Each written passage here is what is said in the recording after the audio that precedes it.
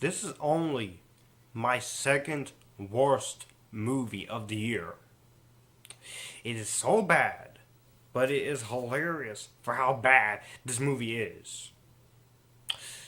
The Hurricane Heist is directed by Cohen, stars Maggie Grace, Toby Kebbell, Ryan Kwanten, Melissa Bolona, and Roth Ineson, and this freaking plot, if you can even call it a plot.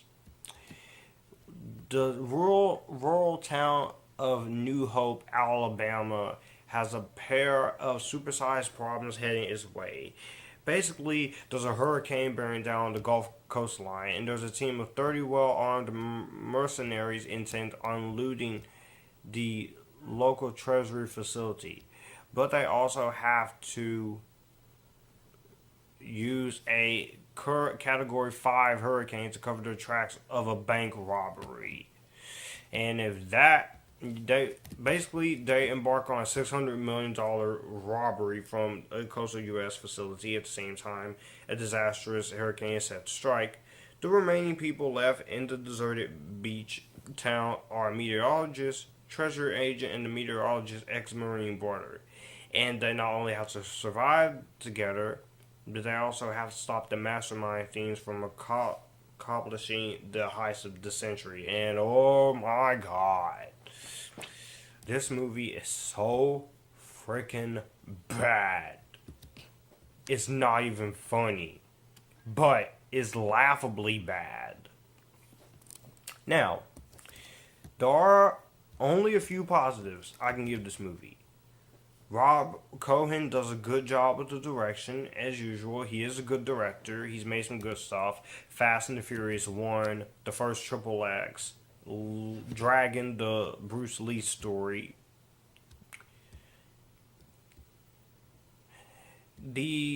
Some of the effects are iffy. Some of it looks good, and some of it doesn't look that great. And the last positive I could say is that this is the best worst movie of 2018. And there are some okay performances by Maggie Grace and Toby Kebbell. Ryan Kwanten, everything else, however, is terrible. Freaking terrible. The hurricanes doesn't even look that good. And this is a freaking $35 million budget. How do you make the hurricane not look good on screen? When San Andreas has better hurricanes than this movie, I want to say that out loud. Like I said, this is kind of a guilty pleasure, but that's not changing this grade at all.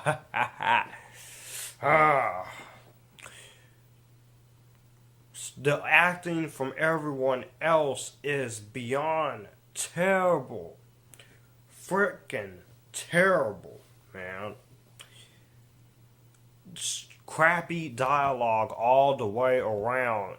I don't know if this was intended to be funny or what.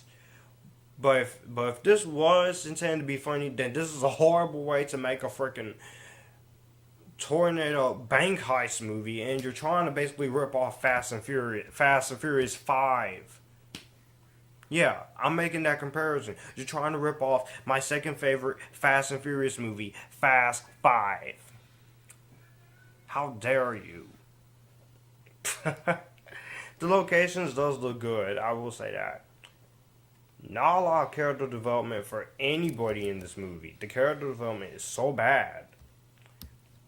Well, the acting, except for Maggie Grace, Toby Kebbell, and Ryan, and Toby Kebbell, and Maggie Grace, yeah, those two.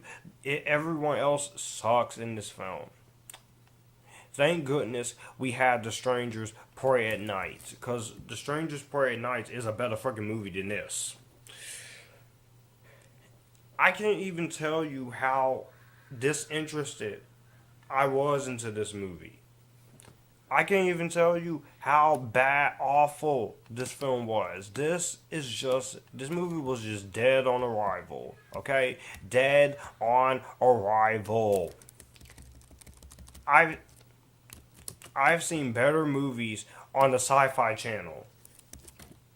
When I want to watch Sharknado 5, that's not a good sign.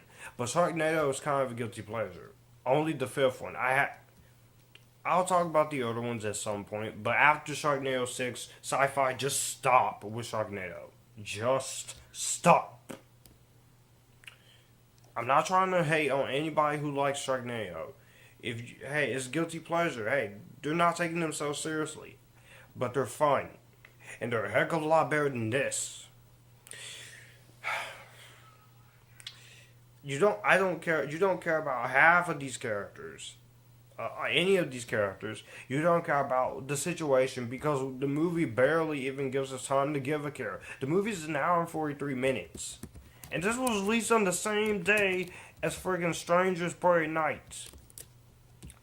Again, The Strangers Prairie Night is a better friggin' movie than this. Alright?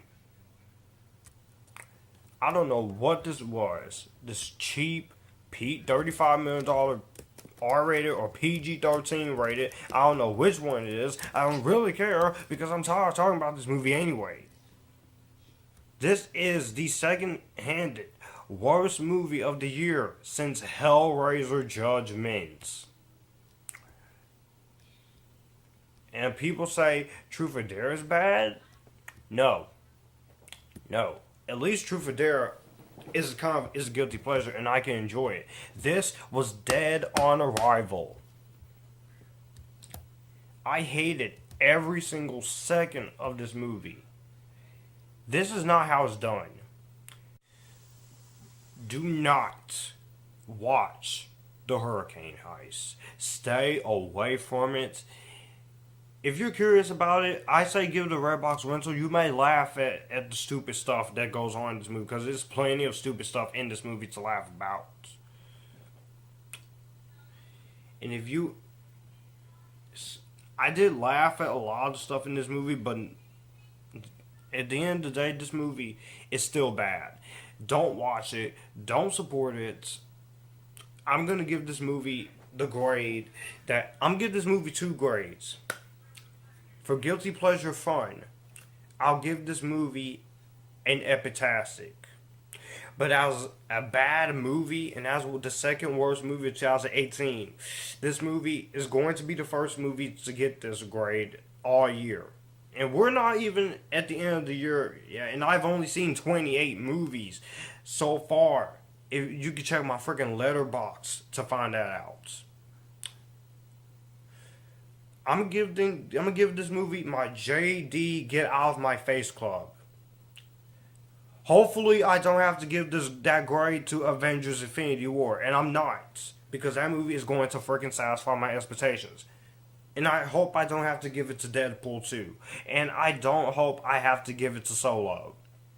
Because all the controversy I hear around Solo, I am excited for it, but I am really worried about Solo, okay? But I'm going to try to be optimistic on Solo. Venom, I can't say the same thing, because it's... But yeah, don't waste your time on the Hurricane Heist. You want to watch something good? You want to watch a good disaster film?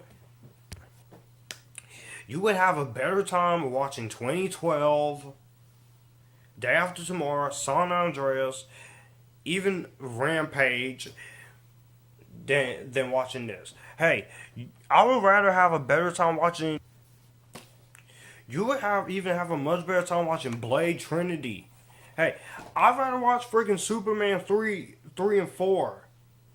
And I hate those movies, but at least I would rather watch Batman and Robin. I hate that movie too, but I can at least laugh at it for how bad it is. Which is the only reason why I own that with Batman Forever. And I like Batman Forever. So, if you were unlucky to see this train wreck, let me know what you guys think about the Hurricane Heist down below. I got no more questions for you guys. I am out. You guys, keep it cool. I'll see you in something better.